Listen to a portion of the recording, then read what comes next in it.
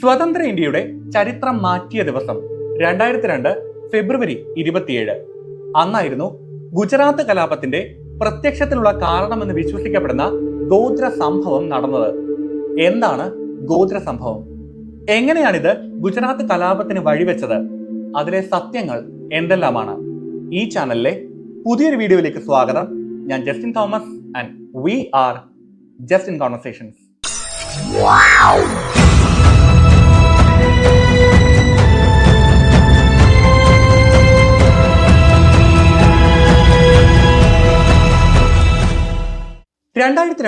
ഫെബ്രുവരി 27 ഇന്ത്യയുടെയും ഗുജറാത്തിന്റെയും രാഷ്ട്രീയ ഗതി തന്നെ മാറ്റിമറിച്ച ഗോത്ര കലാപം നടന്ന ദിവസം. ഗുജറാത്തിലെ ഗോദ്രയിൽ സബർമതി എക്സ്പ്രസ് ആക്രമിക്കപ്പെടുകയും തീവണ്ടിയുടെ എസ്കോച്ച് കത്തി 59 പേർ വെന്തു മരിക്കുകയും ചെയ്ത നാടകീയ സംഭവങ്ങൾ അരങ്ങേറിയ ദിവസം. സമയം രാവിലെ 8:30.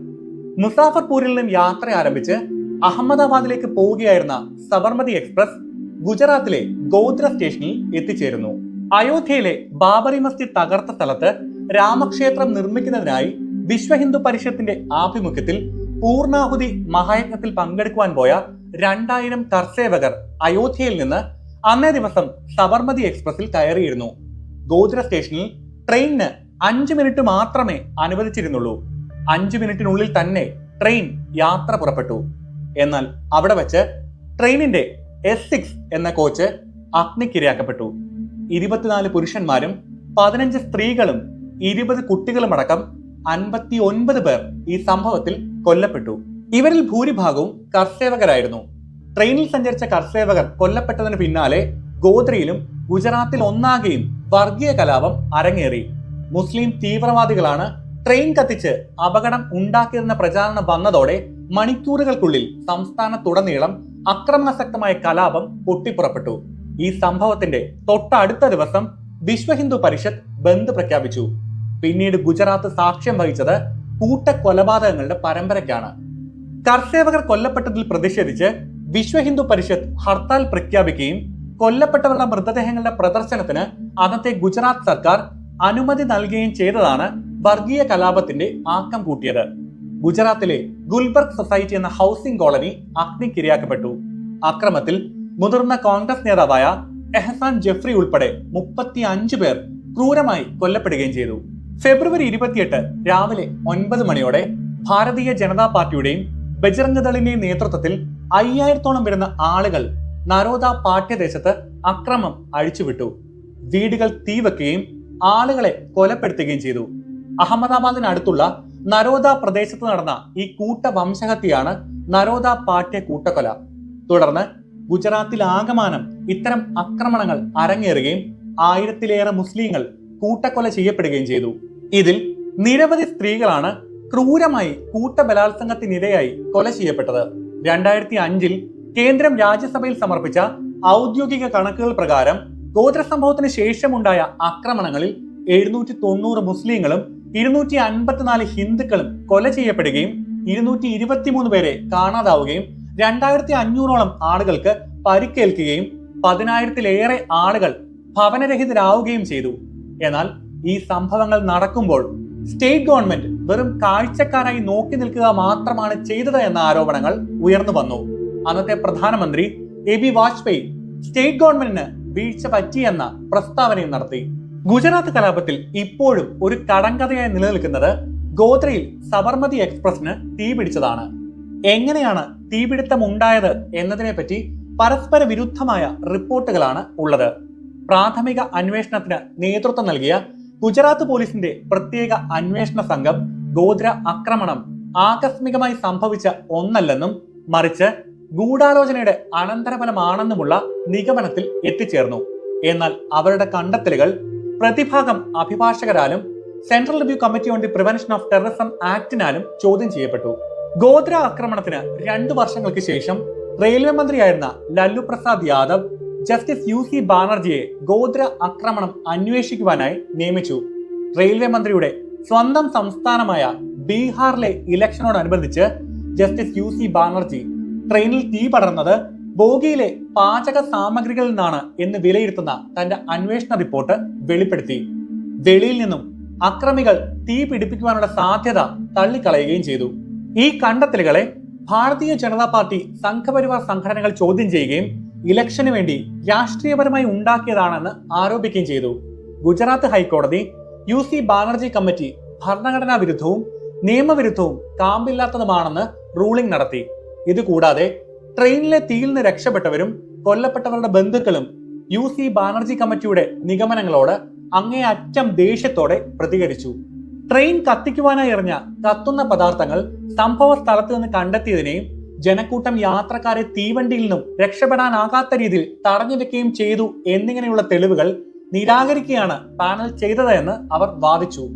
ആരും രക്ഷപ്പെടില്ല എന്ന് ഉറപ്പുവരുത്തുവാനായി അക്രമികൾ ബോഗികളുടെ വാതിൽ അടയ്ക്കുക വരെ ചെയ്തുവെന്ന് രക്ഷപ്പെട്ടവരിൽ ചിലർ വെളിപ്പെടുത്തി. അങ്ങനെ ബാനർജി കമ്മിറ്റിക്കെതിരെ ദുരന്തത്തിൽ നിന്നും രക്ഷപ്പെട്ടവർ കോടതിയിൽ കേസ് കൊടുത്തു. ഗുജറാത്ത് ഹൈക്കോടതി UC ബാനർജി റിപ്പോർട്ട് പ്രസിദ്ധീകരിക്കുന്നത് തടഞ്ഞു.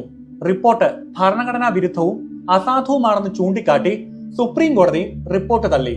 അന്നത്തെ ഗുജറാത്ത് മുഖ്യമന്ത്രി നരേന്ദ്രമോദിയുടെ നേതൃത്വത്തിലുള്ള സർക്കാർ ഒരു അന്വേഷണ കമ്മീഷനെ രൂപീകരിച്ചു. Justice GT Nanavati, justice KG Shah എന്നിവരടങ്ങുന്നതായിരുന്നു കമ്മീഷൻ. കമ്മീഷൻ അന്വേഷണം പൂർത്തിയാക്കുന്നതിന് മുൻപ് 2008 മാർച്ചിൽ ജസ്റ്റിസ് KG ഷാ അന്തരിച്ചു. അദ്ദേഹത്തിന്റെ സ്ഥാനം ജസ്റ്റിസ് അക്ഷയ് H മേത്ത ഏറ്റെടുത്തു. ജസ്റ്റിസ് നാനാവതിയും ജസ്റ്റിസ് അക്ഷയ് മേത്തയും അതേ വർഷം തന്നെ നാനാവതി ഷാ കമ്മീഷന്റെ അന്തിമ റിപ്പോർട്ട് സമർപ്പിച്ചു. ആ റിപ്പോർട്ട് പ്രകാരം ഗോദ്രയിൽ ട്രെയിൻ കത്തിച്ചത് ആസൂത്രിതമാണ് എന്നും ആൾക്കൂട്ടം ട്രെയിനിന് തീവച്ചതാണ് എന്നും പറഞ്ഞു. കലാപ ആരോപണത്തിൽ നിന്ന് മുഖ്യമന്ത്രി നരേന്ദ്രമോദിക്ക് ക്ലീൻ ചിറ്റ് നൽകുകയും സർക്കാർ ചെയ്ത ദുരന്ത നിയന്ത്രണ നടപടികളെ പ്രശംസിക്കുകയും ചെയ്തു. എന്നാൽ ഈ റിപ്പോർട്ടിന്റെ വിശ്വാസ്യതയ്ക്കെതിരെ ചോദ്യങ്ങൾ ഉയർന്നു വന്നു. ഗുജറാത്ത് സ്റ്റേറ്റ് ഗവൺമെന്റിലെ ആരെയും ഇതിനായി ചോദ്യം ചെയ്തിട്ടില്ല എന്നും മൊഴി നൽകിയവർ എല്ലാം കർസേവകർ മാത്രമാണ് എന്നുമുള്ള ആരോപണങ്ങൾ ഉയർന്നു വന്നു. 2011 മാർച്ച് 1-ന് 11 പ്രതികൾക്ക് പ്രത്യേക കോടതി വധശിക്ഷ വിധിച്ചു. പ്രത്യേക കോടതി ജഡ്ജി PR പട്ടേലാണ് ശിക്ഷ വിധിച്ചത്. ഒപ്പം 20 പ്രതികൾക്ക് ജീവപര്യന്തം തടവിനും വിധിച്ചു. കുറ്റകരമായ ഗൂഢാലോചന, കൊലപാതകം എന്നീ കുറ്റങ്ങൾ ചുമത്തിയാണ് പ്രതികൾക്ക് വധശിക്ഷ വിധിച്ചത്. അതേസമയം കലാപം ആസൂത്രണം ചെയ്തതിൽ നരേന്ദ്രമോദിക്കും പങ്കുണ്ടെന്ന ആരോപണം ശക്തമായിരുന്നു. അമേരിക്ക നരേന്ദ്രമോദിക്ക് വിസ നിഷേധിക്കുന്നതിന് കാരണമായി ചൂണ്ടിക്കാട്ടിയത് ഈ ആരോപണമായിരുന്നു. 2002 ഗുജറാത്ത് കലാപം അവസാനിപ്പിക്കുന്നതിൽ പരാജയപ്പെട്ടുവെന്ന് ആരോപിച്ച് ബ്രിട്ടീഷ് സർക്കാരും മോദിക്കെതിരെ നയതന്ത്ര ബഹിഷ്കരണം നടത്തിയിരുന്നു. 2012-ലും 2014-ലുമാണ് ഈ ബഹിഷ്കരണങ്ങൾ അവസാനിച്ചത്.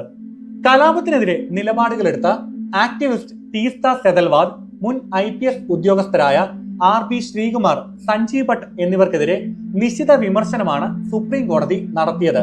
കലാപം നടക്കുമ്പോൾ ഒരു രീതിയിലുള്ള ഇടപെടലുകളും ഉണ്ടാകരുത് എന്ന നിർദ്ദേശമാണ് സ്റ്റേറ്റ് ഗവൺമെന്റ് പോലീസിന് നൽകിയത് എന്ന വെളിപ്പെടുത്തലാണ് സഞ്ജീവ് ഭട്ട് IPS നടത്തിയത്.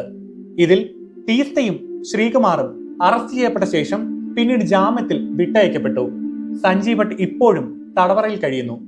ഗുജറാത്ത് കലാപത്തിൽ കുടുംബാംഗങ്ങളെല്ലാം നഷ്ടപ്പെട്ട ബിൽക്കിസ് ബാനു നിയമപോരാട്ടം നടത്തിയെങ്കിലും പിന്നീട് കുറ്റവാളികളെ എല്ലാം വിട്ടയക്കുകയാണ് ഗുജറാത്ത് സർക്കാർ ചെയ്തത്. 2023 പുറത്തിറങ്ങിയ BBC-യുടെ ഇന്ത്യ ദ മോദി ക്വസ്റ്റ്യൻ എന്ന ഡോക്യുമെന്ററിയിൽ ഗുജറാത്ത് കലാപത്തിൽ നരേന്ദ്രമോദിക്ക് പങ്കുണ്ടെന്ന ആരോപണം ഉയർന്നിരുന്നു. കലാപത്തിൽ മന്ത്രിമാർ പങ്കെടുത്തതായും ആക്രമണ സംഭവങ്ങളിൽ ഇടപെടരുത് എന്ന് മുതിർന്ന പോലീസ് ഉദ്യോഗസ്ഥർക്ക് നിർദ്ദേശം നൽകിയതായും BBC ഡോക്യുമെന്ററിയിൽ ആരോപിച്ചിരുന്നു. BBC-യുടെ ഈ ഡോക്യുമെന്ററി ഇന്ത്യയിൽ പ്രദർശിപ്പിക്കുന്നതിന് മോദി ഗവൺമെന്റ് വിലക്ക് ഏർപ്പെടുത്തുകയും ചെയ്തു. 2002 ഗുജറാത്ത് കലാപം ഒരു രാഷ്ട്രത്തിന്റെയും സാമൂഹിക വ്യവസ്ഥയുടെയും മാനുഷിക മൂല്യങ്ങളുടെയും ശക്തമായ പരീക്ഷണമായിരുന്നു. ഈ സംഭവങ്ങൾ ഇന്ത്യയുടെ മതസൗഹാർദ്ദത്തിന് ഒരു വെല്ലുവിളിയായി മാറി. ഇന്നും ഗുജറാത്ത് കലാപത്തെ ചൊല്ലി ചർച്ചകളും വാഗ്വാദങ്ങളും കൊടുമ്പിരി കൊണ്ടു നിൽക്കുന്നു. ഭൂതകാലത്തിന്റെ നീറുന്ന ഓർമ്മകളിൽ നിന്നും കരകയറി സമാധാനപരമായ ഒരു ജീവിതം നയിക്കുവാൻ എല്ലാവർക്കും ഇന്ത്യ മഹാരാജ്യത്തിന്റെ മണ്ണിൽ സാധിക്കട്ടെ എന്ന പ്രതീക്ഷയോടെ ഈ വീഡിയോ ഇവിടെ അവസാനിക്കുന്നു.